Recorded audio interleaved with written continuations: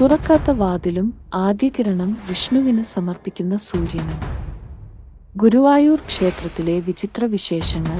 ഗുരുവായൂർ ക്ഷേത്രത്തെക്കുറിച്ച് പറയുമ്പോൾ വിശ്വാസികൾ അറിഞ്ഞിരിക്കേണ്ടതായ നിരവധി കാര്യങ്ങളുണ്ട്. അത് എന്തൊക്കെയാണെന്ന് നോക്കാം. വിശ്വാസികളെ സംബന്ധിച്ചിടത്തോളം തങ്ങളുടെ ആശ്രയ കേന്ദ്രമാണ് ഗുരുവായൂർ ക്ഷേത്രം. ഓരോ ദിനവും നാരായണീയം കേട്ടുണുന്ന ഭഗവാന്റെ തിരുസന്നിധിയിൽ തങ്ങളുടെ യാചനകളും അർച്ചനകളുമായി വിശ്വാസികൾ നാനാദിക്കുകളിൽ നിന്നും എത്തിച്ചേരുന്നു. ആശ്രയിച്ചെത്തുന്നവരെ ചേർത്തു നിർത്തുന്ന ഉണ്ണിക്കണ്ണൻ ജനകോടികൾക്ക് ആശ്വാസം പകരുന്നവനാണ്. ഗുരുവായൂർ ക്ഷേത്രത്തെക്കുറിച്ച് പറയുമ്പോൾ വിശ്വാസികൾ അറിഞ്ഞിരിക്കേണ്ടതായ നിരവധി കാര്യങ്ങളുണ്ട്. അത് എന്തൊക്കെയാണെന്ന് നോക്കാം. ഗുരുവും വായുവും ചേരുന്ന ഗുരുവായൂർ.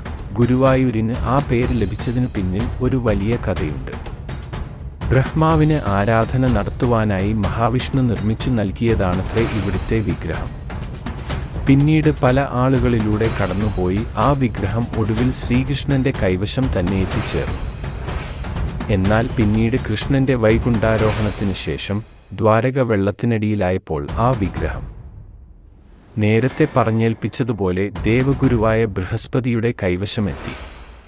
അത് അനുയോജ്യമായ ഒരിടത്ത് പ്രതിഷ്ഠിക്കുവാൻ വായുദേവനൊപ്പം ബൃഹസ്പതിയും അന്വേഷിച്ചു പോയപ്പോൾ ഇപ്പോൾ ക്ഷേത്രമിരിക്കുന്ന ഇടം കണ്ടെത്തിയത്രേ. അങ്ങനെ ഇവിടെ പ്രതിഷ്ഠ നടത്തുകയും ദേവശില്പിയായ വിശ്വകർമാവ് ഉചിതമായ രീതിയിൽ ക്ഷേത്രം നിർമ്മിക്കുകയും ചെയ്തു.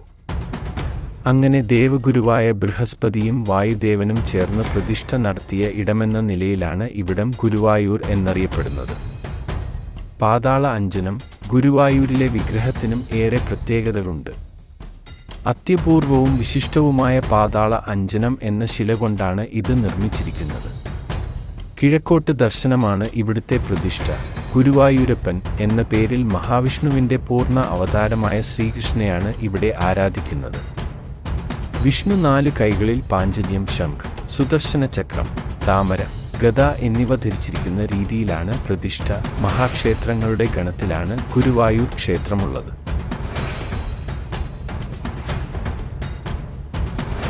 ഗുരുവായൂരപ്പനെ വിശ്വാസികൾ ഭക്തി വാത്സല്യപൂർവ്വം വിളിക്കുന്നത് ഗുരുവായൂർ ഉണ്ണിക്കണ്ണൻ എന്നാണ്. അതിനും ഒരു കാരണമുണ്ട്. ശ്രീകൃഷ്ണൻ താൻ അവതാരമെടുത്ത സമയത്ത് അന്ന് കാരാഗൃഹത്തിൽ വെച്ച് തൻ്റെ മാതാപിതാക്കളായ വസുദേവർക്കും ദേവകിക്കും ദർശനം നൽകിയ മഹാവിഷ്ണുവിൻ്റെ രൂപമാണ് ഗുരുവായൂർ വിഗ്രഹത്തിനുള്ളതെന്നാണ് വിശ്വാസം. അതിനാലാണ് ഉണ്ണിക്കണ്ണനായി ഗുരുവായൂരപ്പനെ കണക്കൊരു കാര്യം. ഗുരുവായൂരപ്പൻ്റെ 12 ഭാവങ്ങളാണ്. 12 സമയത്തും 12 ഭാവങ്ങളുള്ളയാളാണ് ഗുരുവായൂർ ശ്രീകൃഷ്ണൻ. ഓരോ സമയത്തും ആ ഭാവത്തിനനുസരിച്ചുള്ള അലങ്കാരവും ഇവിടെ കാണാം. നിർമാല്യ ദർശന സമയം, വിശ്വരൂപ ദർശനം. 2 തൈലാഭിഷേകം, വാതരോഗാഗ്നൻ. 3 വാഗ്ചാർത്ത്, ഗോകുലനാഥൻ. 4 ശംഖാഭിഷേകം, സന്താനഗോപാലൻ. 5 ബാലാലങ്കാരം, ഗോപികനാഥൻ. 6 പാൽ മുതലായ അഭിഷേക സമയം, യശോദാബാലൻ. 7 നവകാഭിഷേകം, വനമാലാകൃഷ്ണൻ. 8 ഉച്ചപൂജ, ശ്രീമന്നാരായണൻ. 9 സായാംകാലം, സർവമംഗളായകൻ. 10 ദീപാരാധനയ്ക്ക് മോഹനസുന്ദരൻ. 11 അത്തപൂജയ്ക്ക് വൃന്ദാവൻചരൻ. 12 തൃപ്പുകയ്ക്ക് അനന്തശേഷേനൻ എന്നിവയാണ് മേൽപ്പറഞ്ഞ 12 ഭാവങ്ങൾ. വിശ്വകർമാവ് നിർമ്മിച്ച ക്ഷേത്രം. ഹൈന്ദവ വിശ്വാസങ്ങളും ആചാരങ്ങളും പറയുന്നതനുസരിച്ച് ദേവശില്പിയായ ബ്രഹ്മാവ് ആണ് ഗുരുവായൂർ ക്ഷേത്രത്തിൻ്റെ ശില്പി എന്നാണ്. എന്തുതന്നെയായാലും ഇതിൻ്റെ നിർമ്മാണത്തിലെ സവിശേഷത എന്നത് വർഷത്തിൽ ഒരു പ്രത്യേക ദിവസം ആദ്യ സൂര്യകിരണങ്ങൾ മഹാവിഷ്ണുവിൻ്റെ വിഗ്രഹത്തിലെ കാൽക്കൽ വീഴുന്ന വിധത്തിലാണ്.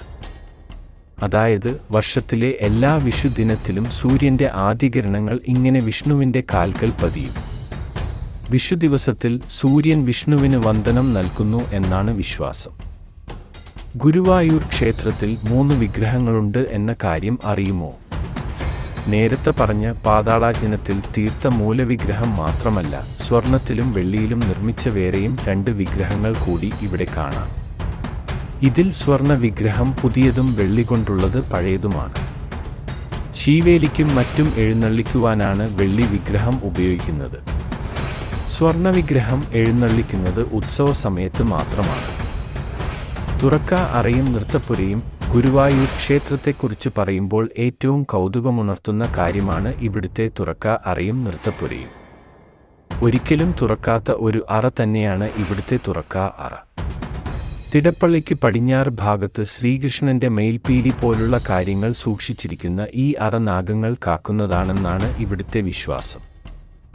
വില്വമംഗലം സ്വാമിയാരുമായി ബന്ധപ്പെട്ട ചരിത്രമാണ് നൃത്തപ്പുരയ്ക്കുള്ളത്. അദ്ദേഹത്തിന് ശ്രീകൃഷ്ണന്റെ നൃത്തം കാണുവാൻ കഴിഞ്ഞത് ഇവിടെ വെച്ചാണ് എന്നാണ് വിശ്വസിക്കപ്പെടുന്നത്.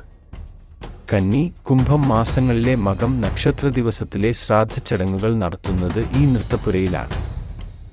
ഗുരുവായൂർ ക്ഷേത്രത്തിലെ ഏറ്റവും പ്രധാന ദിവസങ്ങളിലൊന്നാണ് ഗുരുവായൂർ ഏകാദശി ദിവസം. ഗുരുവായൂരിലെ പ്രതിഷ്ഠാദിനമാണ് ഏകാദശി ദിവസമെന്നാണ് വിശ്വസിക്കപ്പെടുന്നത്. വൃശ്ചിക മാസത്തിലെ ഏകാദശി ദിനത്തിലാണത്രേ ഗുരുവായൂരപ്പന്റെ പ്രതിഷ്ഠ നടന്നത്രേ. ഭഗവാൻ ഗീതോപദേശം നൽകിയതും ഈ ദിവസം തന്നെയാണ് എന്നാണ് വിശ്വാസം. ഏകാദശി നാളിൽ 33 കോടി ദേവതകളും വിഷ്ണുവിനോടൊപ്പം ക്ഷേത്രത്തിലേക്ക് എഴുന്നള്ളുമെന്നും വിശ്വസിക്കപ്പെടും. ഗുരുവായൂർ ക്ഷേത്രത്തിൽ വിവാഹം കഴിച്ചാൽ പിന്നെ പ്രവേശനമില്ല. കാരണം ഇങ്ങനെ. വൈകുണ്ഠം എന്നറിയപ്പെടുന്ന ഇവിടെയാണ് നമ്മുടെ നാട്ടിൽ ഏറ്റവും അധികം വിവാഹങ്ങൾ നടക്കുന്ന ഇടവും. ഗുരുവായൂർ കണ്ണന്റെ മുന്നിൽ വെച്ച് വിവാഹം നടത്തിയാൽ ഫലങ്ങൾ ഒരുപാടുണ്ട് എന്നാണ് വിശ്വാസം. ശ്രീകൃഷ്ണൻ തന്റെ അവതാര സമയത്ത് കാരാഗൃഹത്തിൽ വെച്ച് വസുദേവർക്കും ദേവകിക്കും ദർശനം നൽകിയ രൂപത്തിലുള്ള വിഗ്രഹവും ഒക്കെ ഗുരുവായൂരിന്റെ പ്രത്യേകതയാണ്. ദേവഗുരുവായ ബൃഹസ്പതിയും വായുദേവനും ചേർന്ന് പ്രതിഷ്ഠ നടത്തിയതിനാലാണത്രം ഇവിടം ഗുരുവായൂർ എന്നറിയപ്പെടുന്നത് എന്നാണ് വിശ്വാസം. ഗുരുവായൂരപ്പന്റെ മുന്നിൽ വെച്ചാണ് വിവാഹം എങ്കിലും വിവാഹം കഴിഞ്ഞാൽ നവദമ്പതികൾക്ക് ക്ഷേത്രത്തിനുള്ളിൽ പ്രവേശിക്കുവാൻ പറ്റില്ല. ക്ഷേത്രത്തിലെ നൂറ്റാണ്ടുകൾ പഴക്കമുള്ള ആചാരങ്ങളും ഇവിടുത്തെ ഐതിഹ്യങ്ങളും അനുസരിച്ചാണിത്. താലി കെട്ടിക്കഴിഞ്ഞാൽ പിന്നെ ക്ഷേത്രത്തിന് പുറത്ത് നിന്നാണ് വധൂവരന്മാർക്ക് പ്രാർത്ഥിക്കുവാൻ സാധിക്കുക. പിന്നീട് എപ്പോൾ വേണമെങ്കിലും സാധാരണ പോലെ ക്ഷേത്രത്തിൽ വരുന്നതിനും പ്രാർത്ഥിക്കുന്നതിനും വിലക്കുകളൊന്നുമില്ല.